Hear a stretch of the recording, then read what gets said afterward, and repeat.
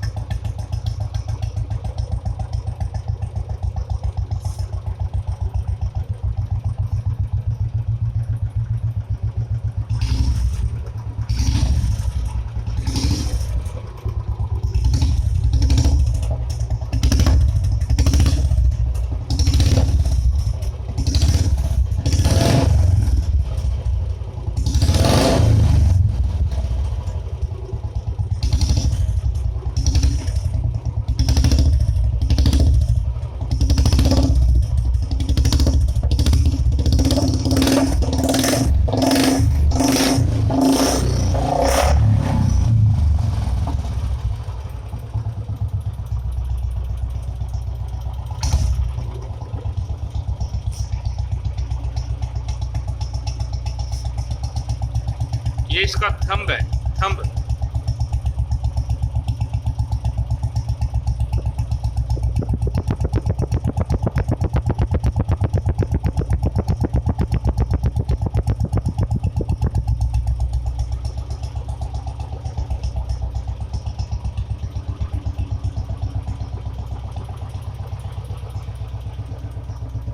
तो आज की वीडियो में बस इतना ही था।